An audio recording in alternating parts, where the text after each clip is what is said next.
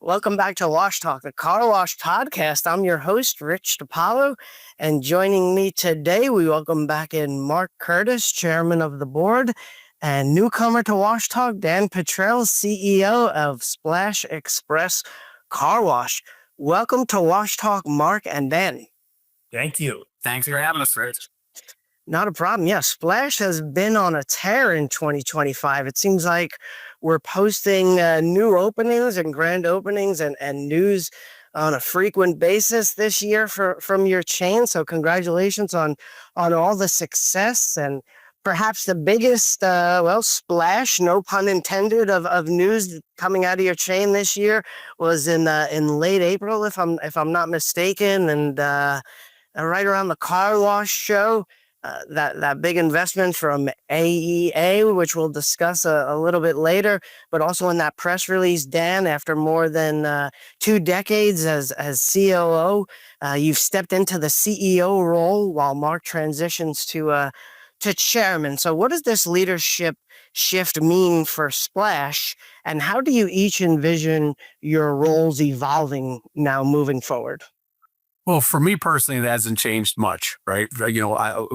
Mark and I work together pretty consistently. We talk, just about every day. All right. Mark has definitely earned the right to take a little bit of a hiatus. That's for sure. I mean, given what I've been doing this, Mark, 50 years, 45 years, something like that. Right. In my 45th. In your 45th, right? So, I've always handled the operations side of it, so that's not really new to me, but the CEO position, I think I probably have a newfound respect for some of the stuff that Mark had to deal with, and I'm sure I was part of that, in creating some of that pressure, but it's been a great transition for me. And I think, I think I'm speaking for Mark when I say for him as well. He's kind of mentoring me in this role and helping me take this thing to the next level. So I don't see our interactions changing much, at least for the short term, at least in the next few years. Yeah, we've been joined at the hip for 25 years, and it's been a great partnership. And so I just think it's the natural progression for Splash as we go into, I think, a faster period of growth, or a period of faster growth. And so I really think it's great that Dan's taking over those reins, and that also provides the opportunity for the people that have been working underneath both of us to move up in the ranks. And I think those opportunities are really exciting.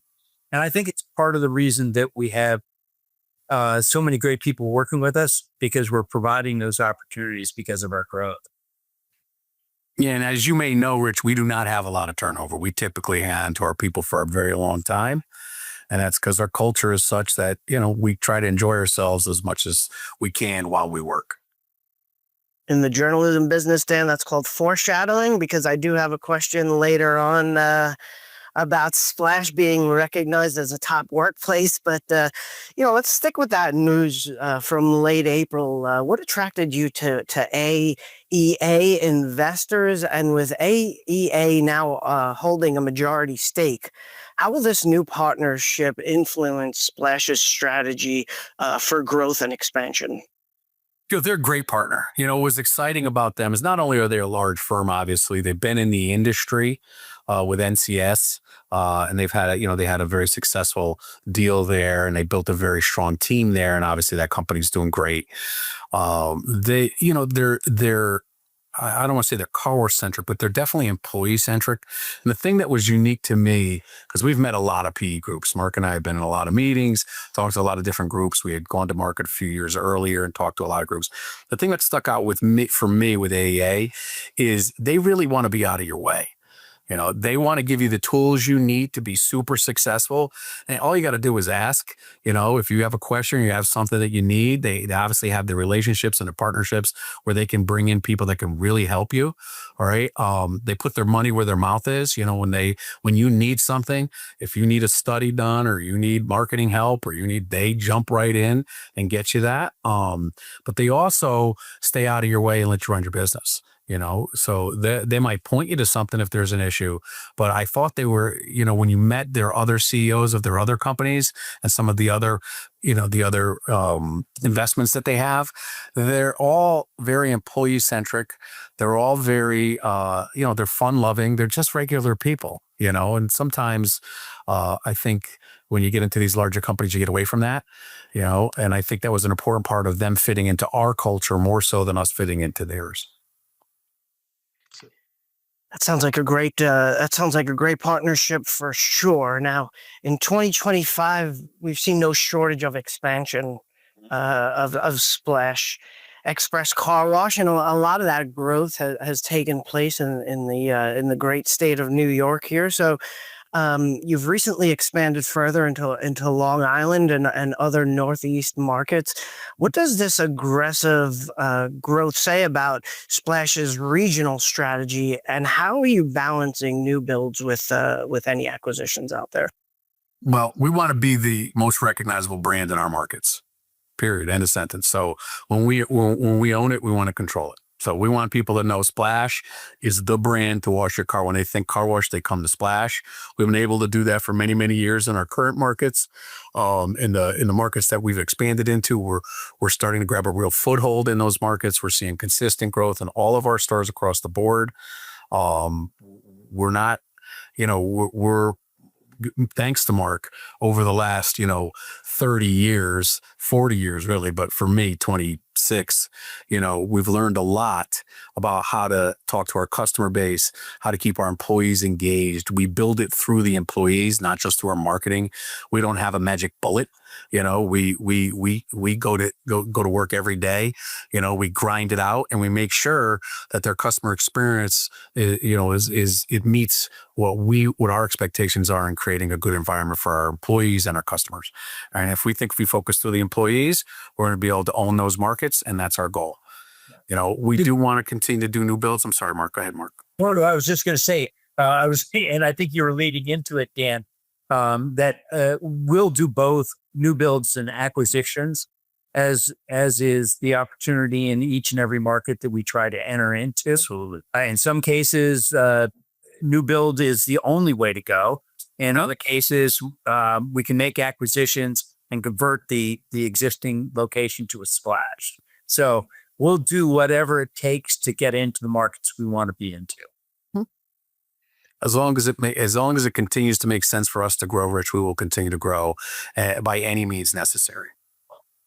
And just as a follow-up, and Splash has been a mainstay on our top 50 list, which I'm just starting the process of the 2026 research this year. But a lot of those top 50 players have switched their strategy into being super regional dominant players.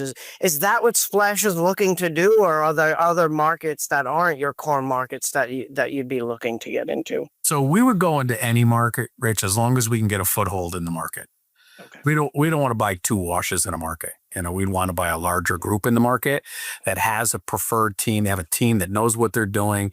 Maybe we can sprinkle a little bit of our 40 years of experience and help them improve some of their numbers. We're looking for a good part. If we go outside our core regional market, we would be looking for a team that we can partner up with that has the right people, the right mentality, right? Needs some money behind them to continue to grow that region. But if we can sprinkle a little bit of our magic on it and help with them operating those businesses, that's great. Otherwise, we're perfectly fine staying regional and focusing on what we have. And one of the things we should know is we're not like your typical PE buyers. Okay, when we go in and we make a deal, that's our deal. Right? You're not going to see us go in, tell somebody we're going to pay him, $100 million and then try to talk them down to $60 million. That's not how Mark and I operate. And anyone that's done deals with us in the past, no, we fight hard up front, give you our number, and that's our number. Unless we find something wrong with your numbers, we're not going to change our number. You're going to pretty much be able to put that in the bank when we go to contract. Right. Well, that's one of the other things that we do, Rich, and it's been very successful for us in our acquisitions, is maintaining, and Dan alluded to it, maintaining the existing team. Because oftentimes we find some really quality people working with the companies that we acquire, And some of them just need a little bit of skill training or sales training. And we can provide that for them and also provide them that opportunity to continue to grow. So it's not a dead end job for them anymore. So we've had some great success and brought on some great people to our team from the acquisitions we've made. Yep. And we've seen a lot of people promoted internally. We like to promote internally. So it creates opportunity. They see a career track, and that's why we don't see a lot of turnover in our staff. Yeah, look, I just got promoted. Yeah. Mark's been promoted. Congratulations, Mark. That's awesome. Yeah. It took me a long time to get there. That's for sure. It sounds like it. Well, I know you'll continue to play a major role in this chain here, Mark, and that's important for the whole entire industry, right? So when you look at the current landscape of M&A opportunity, specifically in the Northeast market, what do you notice? What's the competition like? What's the current opportunities or landscape out there for you guys to make more deals here in the Northeast?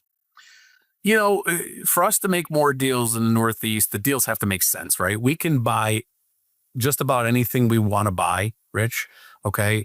Or we can buy nothing, right? It has to make sense and fit into our culture, B, not be a heavy lift. Like we don't want to buy assets that are just so much work that we can't, it's going to take up all of our time to focus on them, right? We've got a business that we want to operate. But, if there's good people out there they have good people on their staffs and they've got good locations, we're extremely interested. We're very competitive in what we're willing to pay. And most importantly, as I said before, we don't give you one price and change it.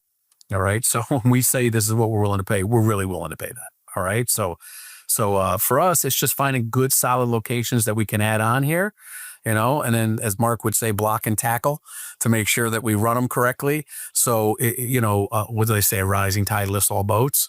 So for us, if it's accretive to the team and it's accretive to our location count and we can manage that properly, then we want to add it. So we're looking for good, solid businesses with good, solid bones. I've been talking to a lot of operators this year, and it seems like one word keeps coming up time and time again, and that's this word culture. Very important. 2025 car wash word of the year, if you will, has been culture, right? So we talk about what a great place Splash is to work, and certainly Mark's a testament to that. After 45 years, he's not looking to run out the door. He's staying at the company, maybe because it's such a great place to work. But Splash has been recognized as a top workplace in Connecticut for 10 years now. So as you grow to over 70 locations and over 1,000 employees, how do you maintain that award-winning culture, not only with the new builds that you have, but in sites that you're acquiring as well? We have several programs in place to do that, and a lot of it comes from our training and our university. We don't even call it culture for us. It's just the way we do business, and it's not just your verbal things that you say. A lot of people spout off about culture and they talk about how great your culture is and all sorts of stuff. For us, it's how you act, right? It's what people see. It's all your nonverbal cues. It's how you conduct yourself when somebody doesn't perform as well as they should, right? It's how you conduct yourself when you want to exit somebody from the company, right? It's how you conduct yourself when you want to hire somebody. You can't just talk the talk. You have to actually walk the walk, right? So when things don't go well, what do you really like? What is it really like to work for Splash when they're not hitting their numbers? Right? Do we just beat people up? Do we tape record them and yell at them when they don't say the same things that they're supposed to be saying to the customer? We don't do these types of things. We try to create an environment where people can prosper. And then we try to get them to look at and see where they can improve their things. So they take ownership and responsibility. Like everybody talks about accountability. We don't really use that word. We talk about responsibility. Like if it's your responsibility, are you being responsible and are you calling out these issues before we have to come to you and call out those issues? So developing people so they have a critical eye, like look at your business. They're looking for problems. They're coming up and they're recognizing issues and they're resolving them. And the closer you can get those two together, the more successful your business will be and the more satisfied your employees will be. And we believe if we have happy employees, we'll have happy customers. The customers are almost secondary in that regard. And that's our walk. That's how we run our business. Sounds good. And I know Splash has been a pillar in the communities that you serve. Mark, I know you've been leading the charge with Grace for Vets, which is now an international phenomenon.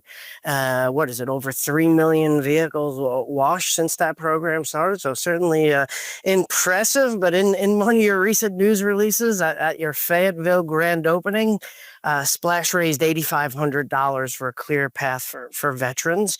And historically, the company has raised over $3 million for local causes. So how important is community engagement to your brand identity? And as you scale, how will those commitments expand? Yeah, it's part of our DNA and has been, I think, since I would say the first year we're able to actually make a donation, which wasn't our first year in business, but we felt that it was really important because each car wash really has that community feel.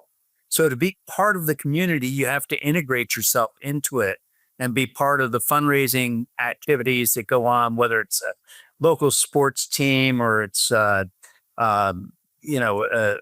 another organization, charitable organization that is locally based. Because I mean, there's so much done for the national charities that everybody knows about.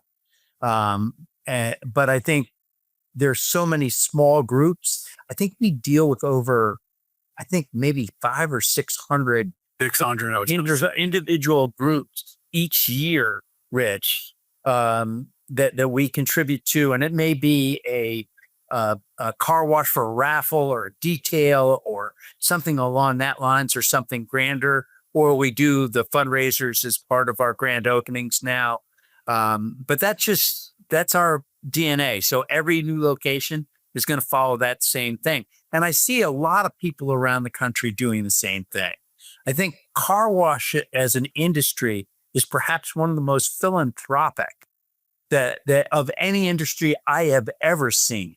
I mean, almost universally, I see many of your press releases are about the funds that John Roush at Express or Mike Dom or countless others raise for local charities. It's fantastic. And we've been doing it a long time, Rich. We've given away millions of dollars. So it's part of our DNA, as Mark said, and we've doubled down on it. We have a person that's all they do. That's their title. They work on community events and charities. So it's not going to change anytime soon. It's a big part of how we operate. Yeah, certainly one of the best aspects of our industry is giving back, and we can't even possibly report on all the things that car wash operators do for folks in need. So certainly something I appreciate and enjoy being a small part of for sure. But as you look at the next few years now with AEA's backing and a strong pipeline of new locations, what does success look like? What are you planning on doing for the remaining 2 quarters of this year and then heading into 2026? So when you ask that question, do you mean what's our plans for growth? Sure. Yeah. Growth, change in brand identity at all, new logo. I don't know. Yeah, we're not planning on changing the Splash logo, probably more consolidating it. We have a couple of sites that are still kind of, they're kind of out there with a different brand that we'll probably bring into the fold. Right now we're currently negotiating on about 25 deals. All right. So of various sizes. All right. Mark's been very, very, very busy. He's being modest in the chairman of the board thing where he's really focusing his attention is M&A. All right. We've got a couple of people in the industry that are well-known in the industry that are helping us with M&A as well. And we're looking to put money to work as long as the deals make sense for us.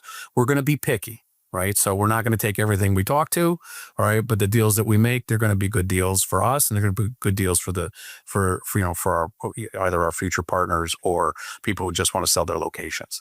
So look to those things that you keep seeing, right? Those announcements of us opening more stores. Prepare for a lot more coming. All right. They're going to continue to come through the rest of this year. There's a bunch, probably another 5 to maybe 10, depending on how those deals go, at least this year. And then I could see us adding maybe 20 next year between new builds and purchases. So, and there could be a large group. You could hear us announce something that's very sizable. All right. So we're talking to a couple of groups as well. So we're prepared to do whatever we can manage. Right. So for us, it's not a financial constraint. All right. For us, it's a human resources constraint. So we only want to take on what we can manage. All right. And that really comes down to the teams that come with the washes that we purchase. If they're good teams and people are excited and they want to be part of this, they want to get on the train and really turn this into a company that everybody can be proud of, not just in the car wash industry. We want to be the best run company in any industry. Right. And if we can get people on the train that want to, they want to blow that horn too, I think we can grow pretty quickly and decisively in our markets and outside our markets as well. Well, with that response, Dan, I'm already on the edge of my seat, looking forward to what you all come up with moving into these next few months. It's been great to catch up with you both. Congratulations on the new elevated roles and all the success that you've been having this year. And I appreciate you taking some time with carwash.com to catch up on it. Rich, thank you, Rich, and nice meeting you.